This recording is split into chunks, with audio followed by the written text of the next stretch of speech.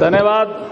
पानी पीने गए थे, क्या है सभापति जी, अगली रोज खाली बैठा है ना, खाली है क्या? आज आपने मुझे खाली है आपका? खारगे ना शोधन ना जो दलितों पे अत्याचार और अनाचार की घटनाओं पे चर्चा हो रही है रूल 193 के तहत, उसमें मुझे बोलने का अवसर दिया। मैं सभापति जी आपको ये बताना चाहता हूं कि जब जब चुनाव का माहौल आता है तब तब कुछ ऐसी घटनाएं घटती है जिससे लगता है कि जो एक असाधारण व्यक्ति इस राजनीतिक व्यवस्था में उभर करके हमारे सामने आया, वो मुझे लगता पच नहीं पा रहा, इसलिए ऐसी घटनाओं के बारे में ज्यादा जिक्र होता है। बिल्कुल। जैसे बिहार का चुनाव था तो असूचना तक नॉन टॉलरेंस का मुद्दा पूरे देश में छा गया और लोगों ने अवार्ड वापसी की बात भी करी। ये अहिष्णुता का मुद्दा छा गया और यहां भी चर्चा करी, और जैसे ही अवार्ड वापसी का मुद्दा बिहार का चुनाव खत्म होता है और समाप्त हो जाता है। खत्म हो गया। अब इनको कभी गुजरात का चुनाव दिखता है और कभी यूपी का चुनाव दिखता है। मैं ये कहना चाहता हूं कि it's a very sensitive issue. सब Dalit issue is very sensitive issue. चर्चा में अगर गंभीरता रहेगी तो हम ये जान पाएंगे कि गलती कहां हो रही है हमसे। मैं आपको बताना चाह रहा हूं कि हमारी इस राजनीतिक व्यवस्था में मेरा जो अनुभव है उसके आधार पर कि भारत में कई बुराइयां रही होगी, धीरे धीरे खत्म हो रही है, लेकिन इस सामाजिक व्यवस्था में जो सबसे बड़ी बुराई है वो जाति व्यवस्था है और जाति आधारित छुआछूत की बुराई दक्षिणी एशिया के देशों में ज्यादा, जिसमें भारत भोग रहा है। अन्य विकसित देशों में धर्म, भाषा, रंग, भेद के आधार पर लड़ाई देखी गई, अमीर गरीब की लड़ाई भी देखी गई, लेकिन जाति की लड़ाई अन्य देशों में नहीं होकर केवल भारत के सामाजिक बुराई से लंबे समय से जूझ रहा है भारत। इससे इस सामाजिक बुराई ने कब विषमता का रूप लिया, सभापति महोदय, ये बहुत महत्वपूर्ण है। इस सामाजिक बुराई ने कब विषमता का रूप लिया, इस पर इतिहासकारों का मतभेद हो सकता है, लेकिन यह तय है कि मध्यकालीन युग में जाति आधारित छुआछूत अपनी जड़ें जमा चुका था। भारत के धार्मिक संतों ने इस बुराई को दूर करने के लिए अथक प्रयास किए, जिसमें कबीर, नानक, रैदास आदि प्रमुख हो सकते हैं। आधुनिक भारत में जिन्होंने जातिवाद पर सबसे ज्यादा चोट की उसमें दयानंद सरस्वती, स्वामी विवेकानंद, वीर सावरकर, महात्मा ज्योतिबा फूले और डॉक्टर BR अम्बेडकर प्रमुख हैं। मानवता का पाठ पढ़ाने वाले संतों की भारत में कमी नहीं रही। राजनीति में भी अनेक गणमान्य पुरुषों का जिक्र अभी भी चर्चा में आया, जिसमें महात्मा गांधी, पंडित मदन मोहन मालवीय, राम मनोहर लोहिया और पंडित दीनदयाल उपाध्याय। पंडित दीनदयाल जी ने जिस विचारधारा को प्रतिपादित किया उस विचारधारा को आगे बढ़ाने का काम भारत के वर्तमान प्रधानमंत्री श्री नरेंद्र भाई मोदी कर रहे हैं। मैं आपके माध्यम से बताना चाहता हूं कि भारतीय समाज में जो दलित समाज है, यह आजादी से पहले किस संतों के नजदीक रहा, इसमें मैंने कई जिक्र किया, कबीर है, रैदास है, कई ऐसे महापुरुषों के भी नजदीक रहा। लेकिन आजादी की लड़ाई के आसपास और आजादी के बाद अगर दलित समाज सबसे ज्यादा नजदीक रहा है तो वो डॉक्टर BR अम्बेडकर के नजदीक रहा, बाबा साहब अम्बेडकर के नजदीक रहा है। और बाबा साहब अम्बेडकर और कांग्रेस की लड़ाई इतिहास के पन्नों में देखी जा सकती है। आपको याद होगा कि बाबा साहब इस संसद में आना चाहते थे, लोकसभा में, वो राज्यसभा में पहुंचे, लेकिन बाबा साहब को इस लोकसभा में आने के लिए किसने रोका, ये तो इतिहास के पन्नों में दर्ज है। कांग्रेस ने, आप महाराष्ट्र से आते हैं, आपको पता है कि उन्होंने सारे रास्ते बंद किए बाबा साहब के। लेकिन अब धीरे धीरे क्या हो रहा है कि पहली जो नेशनल गवर्नमेंट बनी पंडित नेहरू की नेतृत्व में, उसमें डॉक्टर श्यामा प्रसाद मुखर्जी और BR अम्बेडकर, बाबा साहब अम्बेडकर, ये दो ऐसे नॉन कांग्रेसी लीडर थे जो उसमें मंत्रिमंडल के सदस्य थे। कभी लोग पूछते हैं कि आप बाबा साहब के कब करीब थे, भारतीय जनता पार्टी। मैं ये कहना चाहता हूं कि हम आजादी के आसपास से ही, और जब देश आजाद हुआ, राष्ट्रीय गवर्नमेंट बनी, उस समय से ही बाबा साहब के नजदीक हम पहुंच गए थे। और आज की परिस्थितियों में जो एक डायग्नोसिस किया है हमारे प्रधानमंत्री जी ने कि दलित समाज का मूल समस्या क्या है। तो सामाजिक बुराई को दूर करने के लिए कांग्रेस ने भी प्रयास किए होंगे, महात्मा गांधी से लेकर के आज जिक्र आया, बहुतों ने प्रयास किए होंगे। लेकिन मेरा यह कहना है कि सामाजिक बुराई के साथ साथ SC/ST एट्रोसिटी एक्ट था, ये 89 में भी अमेंड हुआ, अब इस बार फिर अमेंड हुआ मोदी जी के शासन में। लेकिन मोदी जी ने यह विशेष रूप से कहा कि जब तक दलितों की आर्थिक स्थिति ठीक नहीं होगी तब तक ये जो विषमता है वो दूर नहीं होगी। ऐसा चिंतन करने वाले ये देश के पहले प्रधानमंत्री हैं। मैं सभापति जी कहना चाहता हूं आपको, माननीय प्रधानमंत्री जी नरेंद्र मोदी ऐसा चिंतन करने वाले, ये चिंतन मनन मंथन करते करते उन्होंने सोचा कि सामाजिक बुराई लड़ने के लिए हमारे पास हथियार है। क्या क्या हथियार हैं? प्रोटेक्शन ऑफ सिविल राइट्स है, SC/ST एट्रोसिटीज एक्ट है, लेकिन आर्थिक आधार पर हम समानता कैसे लाएं, उसको दूर करने के लिए हमारे पास हथियार कम थे। इसीलिए जो एक कोट मैं डॉक्टर BR अम्बेडकर साहब का करना चाहता हूं, ये बुराई कहां है, क्यों है, और नरेंद्र भाई मोदी जी ने इसका चिंतन करके, और मैं कुछ योजनाओं का जिक्र करूंगा जो मैं बताऊंगा। देखिए, ये कॉन्स्टिट्यूशन को अडॉप्ट करते समय 25 नवंबर 1949 को जो बाबा साहब ने कहा था, मैं कोट करूं, I quote, on the 26th January 1950 we are going to enter into a life of contradictions. In politics we will have a equality, and in social and economic life we will have inequality. In politics we will be recognizing the principle of one man, one vote, and one vote and one value. In our social and economic life, we shall, by reason of our social and economic structure, continue to deny the principle of one man, one value. How long shall we continue to live this life of contradictions? How long shall we continue to deny equality in our social and economic life? If we continue to deny it for long, we will do so only by putting our political democracy in peril. We must remove this contradiction at the earliest possible moment, unquote. ये बाबा साहब ने 25 नवंबर 1949 को संविधान को adopt करने की बहस थी, उसका लास्ट भाषण बाबा साहब का ही कहा। क्यों नहीं सोचा बाद में जो सरकार आई जिन्होंने कि आर्थिक समानता लाने के लिए क्या करना चाहिए और सामाजिक समानता लाने के लिए क्या प्रयास करना चाहिए। आर्थिक समानता लाने के लिए जो वर्तमान सरकार ने प्रयास किए हैं उनका एक दो मैं जिक्र करना चाहता हूं। हमारे विपक्ष के साथी कह सकते हैं ये राजनीति है, लेकिन मैं राजनीति नहीं करना चाहता हूं। मैं इस मुद्दे पे गंभीर भाषण देने के लिए ही खड़ा हुआ हूं। देखिए SC/ST एट्रोसिटीज अमेंडमेंट बिल कितना मजबूत बना है, ये मोदी जी के अभी पीरियड में बना है।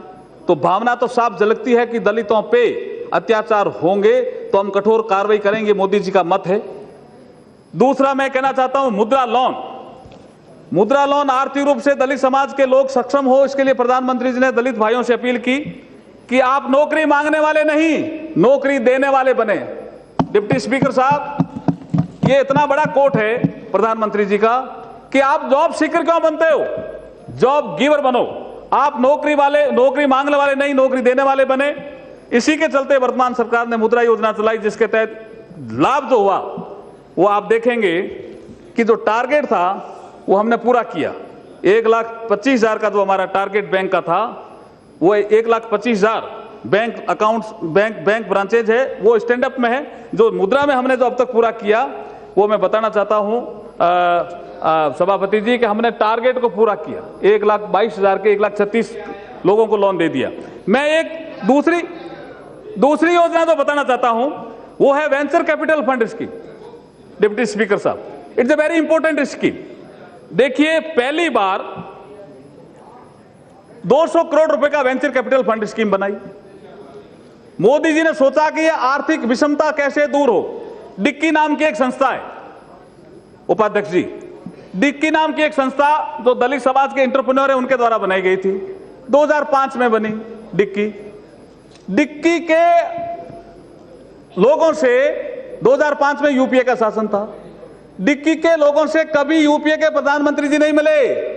ये हमारे प्रधानमंत्री जी है, मोदी जी, जिन्होंने डिक्की के लोगों को बुलाया ही नहीं। डिक्की के लोग फंक्शन में भी गए और उनको कहा कि आप क्या चाहते हो मुझे बताओ। तो ये डिक्की का सुझाव था क्या कि आप क्रेडिट को इनहेंस करो। अभी तक दलित समाज के लोगों को 2000, 5000, 10,000, 20,000, 50,000 का लोन दिया जाता है। तो बोला आप क्या चाहते हो? हम चाहते हैं मिनिमम 50 लाख और मैक्सिमम 15 करोड़। मैं आपको चैलेंज करता हूं साहब, चाहे मायावती, मैं आपके माध्यम से डिप्टी स्पीकर साहब चैलेंज करता हूं, चाहे मायावती जी की सरकार रही हो, चाहे कांग्रेस की सरकार रही हो, अभी तक जो लोन मंजूर हुए 46 अकाउंट में, ये वेंचर कैपिटल फंड स्कीम का मैं कह रहा हूं, 46 अकाउंट में 168 करोड़ का एससी के एंटरप्रेन्योर को लोन मंजूर हुआ है। उसमें 3 लोन तो ऐसे हैं जिनमें 15 करोड़ के आसपास लोन है एक कंपनी को। तो ये जो मोदी जी का मत है कि आप जॉब सीकर नहीं बनो, जॉब गिवर बनो, इसकी और सरकार बढ़ रही है। मैं एक ये भी बताना चाहता हूं कि स्टैंड अप योजना जिसका जिक्र औरों ने भी किया, मैं भी करना चाह रहा हूं कि 10 लाख से लेकर 1 करोड़ तक, ये जो ऐसी योजनाएं हैं जिसके कारण दलित समाज के लोगों को जो लाभ होने वाला है, उसे आर्थिक क्षमता उनकी बढ़ेगी और आर्थिक क्षमता जब बढ़ेगी तो सामाजिक विषमता भी कम होगी। मैं सभापति जी आपके माध्यम से 2-3 बातें और कहकर के मेरी बात को समाप्त करना चाहता हूं।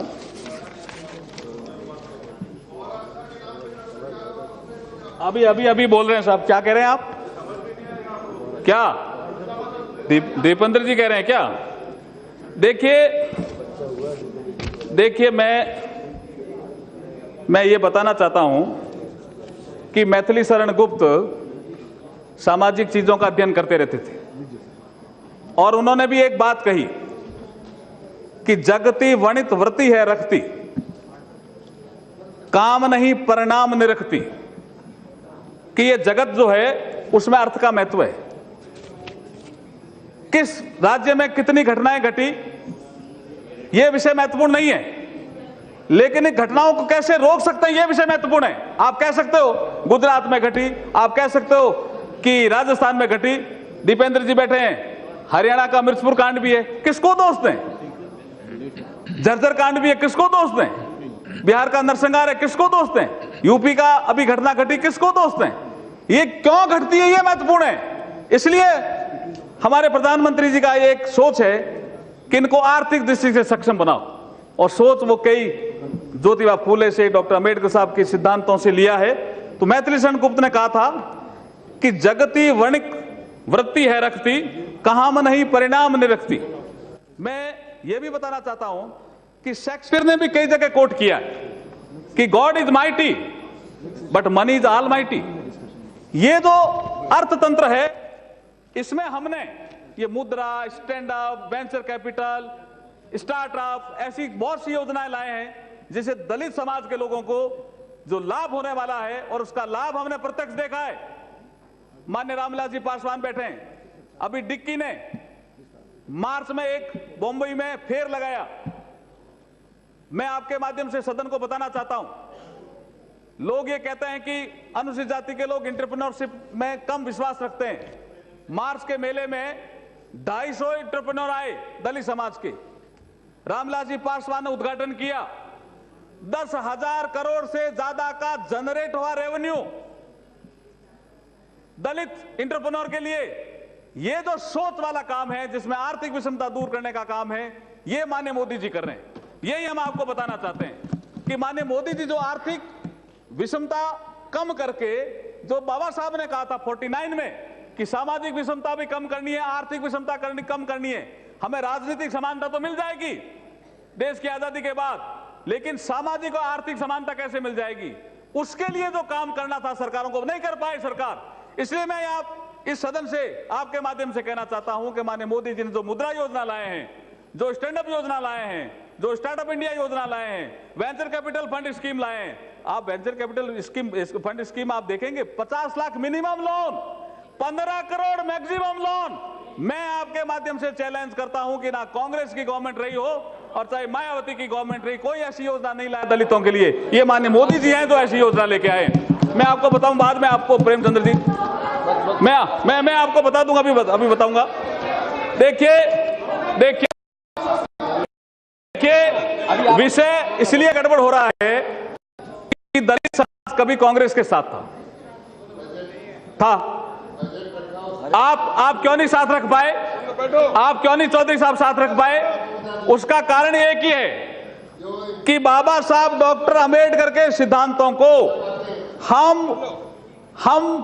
49 से ही बराबर अपनाते आ रहे हैं। पंडित दीनदयाल जी ये कहते हैं, अभी जैसे गांधी जी का नाम आया, अंतिम व्यक्ति जिसकी आंखों में आंसू है पूछो, गांधी जी ने कहा। पंडित दीनदयाल जी ने भी यही कहा कि समाज में जो अंतिम व्यक्ति है, खड़ा है अंतिम व्यक्ति, उसकी सेवा पहले करो। ये पंडित दीनदयाल जी ने कहा, यही डॉक्टर बाबा अम्बेडकर साहब ने कहा। अंत्योदय योजना लेके आए दीनदयाल जी। तो अंत्योदय ये कंसेप्ट भी बाबा साहब के नजदीक है। बाबा साहब के विचारों के नजदीक होने के कारण इनके अड़चन क्या हुई कि दलित समाज कांग्रेस के साथ था, धीरे धीरे उनसे कटता गया। दलित समाज, मैं विश्वास के साथ कहता हूं, ग्राउंड रियलिटी के साथ कहता हूं, बाबा साहब को दलित समाज भगवान को देखा कि भगवान कहां है। कुछ लोग आध्यात्मिक को देख भी रहे होंगे, लेकिन अगर दलित समाज किसी को मानता है तो डॉक्टर BR अम्बेडकर है। और doctor BR Ambedkar Bharatiya Janata party के विचारों के नजदीक खड़ा है, बिल्कुल खड़ा है। चाहे धारा 370 का मामला हो, चाहे पाकिस्तान की पार्टीशन का मामला हो, बाबा साहब भारतीय जनता पार्टी के विचारधारा के नजदीक खड़े हैं। और बाबा साहब को अगर इस लोकसभा में नहीं आने दिया तो इस कांग्रेस ने नहीं आने दिया। और बाबा साहब के आदर्शों से जब आगे बढ़ रहे हैं तो दलित समाज हमसे जुड़ रहा है। प्रॉब्लम यही है, प्रॉब्लम इनको यही है कि दलित समाज जब बाबा साहब को देखता है, मैं ये कहना चाहता हूं, ये भी शासन में रहे, ये जन्मभूमि, ये बाबा साहब की जन्मभूमि, परिनिर्वाण भूमि, दीक्षा भूमि, चैत्य भूमि, शिक्षा भूमि, ये बाबा साहब के ये पंच तीर्थ हैं जिससे ये जुड़े हुए हैं। लेकिन इनका भी शासन रहा, इन्होंने इन स्थानों का विकास क्यों नहीं किया? आज दलित समाज का बहुत बड़े लिखे लोग हैं, क्यों नहीं किया भाई? वो बाबा साहब को, जैसे मैंने कहा, अरे यहाँ हम तो इंग्लैंड जाके वो बाबा साहब को इतना बड़ा, वो कहता है मानवता का कल्याण करने वाले बाबा साहब थे। तो बाबा साहब के कारण दलित समाज हमसे जुड़ रहा है और यही इनकी पीड़ा, बहुत पीड़ा है, यही इनकी पीड़ा और कोई पीड़ा नहीं है। और मैं कह रहा हूं दलित समाज बाबा साहब के विचारधारा को तो मोदी जी अपना रहे हैं। आर्थिक तंत्र को डिक्की के माध्यम से, औरों के माध्यम से, स्टैंड अप मुद्रा, इनके माध्यम से ठीक करने का, जैसे जो आर्थिक सक्षमता आएगी, उससे दलित समाज निश्चित रूप से भारतीय जनता पार्टी के साथ जुड़ेगा। और क्या गुजरात में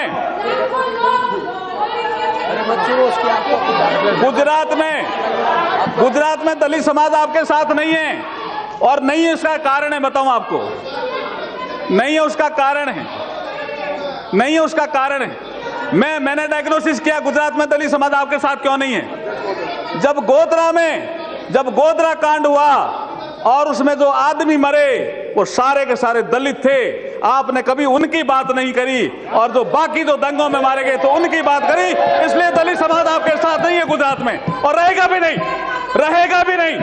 दलित समाज जानता है कि हमारी बात करने वाला कौन है, हमें आगे उठाने वाला कौन है। मैं एक चीज कहना चाहता हूं, माननीय डिप्टी स्पीकर साहब, महू जहां बाबा साहब का जन्म हुआ, कोई प्रधानमंत्री गया साहब महू में आज तक?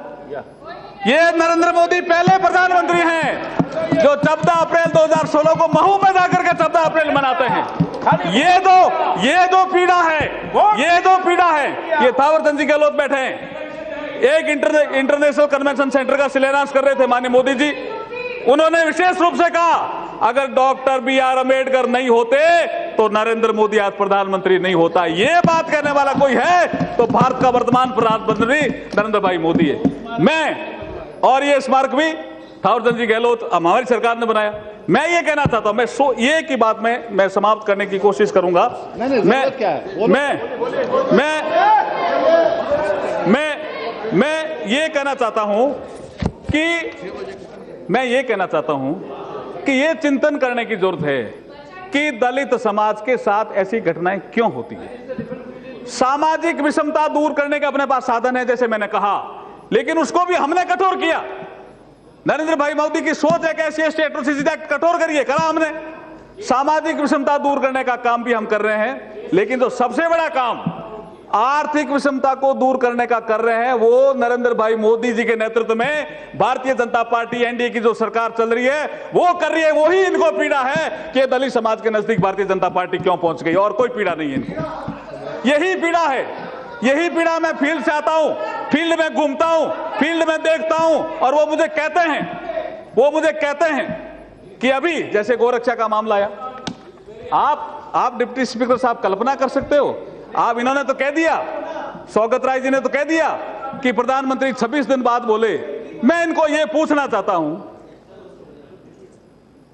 कि इतनी बड़ी बात कोई कह सकता है कि अगर कोई फर्जी को रक्षक हो, असामाजिक तत्वों से जुड़ा हुआ हो, तो मैं अपील करता हूं कि हमारे दलित भाइयों को मत मारो, मुझे गोली मारो, यह भी कहने वाला कोई है तो देश का प्रधानमंत्री वर्तमान प्रधान नरेंद्र मोदी है, और उसकी भी आप आलोचना करते हो। ऐसे वक्तव्य की भी आलोचना करते हो आप। ऐसे वक्तव्य की आलोचना नहीं करनी चाहिए। कहां गड़बड़ हो रही है कि हम आर्थिक दृष्टि से दलित समाज को आगे नहीं बढ़ा पाए। जिन जिन राज्यों में दलित समाज आर्थिक दृष्टि से आगे बढ़ा है, विषमताएं भी कम हुई है। तो जैसे मैंने पहले कहा कि जैसे डॉक्टर BR अम्बेडकर साहब ने 25 नवंबर 1949 को कहा था कि राजनीतिक समानता में हम प्रवेश कर रहे हैं, लेकिन हमारे देश में सामाजिक और आर्थिक समानता नहीं है। ये कौन लाएगा? ये बाद की सरकारें लाने में विफल रही और वर्तमान सरकार लाने में सफल होते जा रही है, इसलिए विरोध हो रहा है। मैं लास्ट में मेरी बात कह करके समाप्त करूंगा कि जमीन बदलेगी तो जमाना बदलेगा। डिप्टी स्पीकर साहब, जमीन बदलेगी और जमीन किसके? देखिए ज्योतिराज जी, बाबा साहब ने अपने एक जगह कहा है कि इंडस्ट्रियलाइजेशन होगा तो दलितों की स्थिति ठीक होगी, उनको अच्छा काम मिलेगा। तो ये लैंड एक्विजिशन जो बिल हम लाए थे ना, इसमें हम इन्वेस्टमेंट के लिए लाए थे, इसमें इंफ्रास्ट्रक्चर बढ़ता। चलो इन्होंने लाने नहीं दिया, लेकिन बाबा साहब की सोच ये थी कि इस देश में औद्योगिकरण होना चाहिए। और मैं ये कहना चाहता हूं कि आर्थिक स्थिति ठीक नहीं होगी तो सामाजिक और आर्थिक समानता नहीं आएगी। यही मैं कहना चाहता हूं। मैं कहता हूं जमीन बदलेगी तो जमाना बदलेगा। जब हम होंगे साथ, सरकार का साथ अब दलितों को मिल रहा है, जमीन बदलेगी तो जमाना बदलेगा। हम जब होंगे साथ तो ये फसाना भी बदलेगा, ये अत्याचार भी बंद होंगे, और दलित समाज एक भारत, श्रेष्ठ भारत, उन्नत भारत और समृद्ध भारत बनाने में अपनी सकारात्मक भूमिका निभाएगी। आपने मुझे बोलने का अवसर दिया, उसके लिए बहुत बहुत धन्यवाद।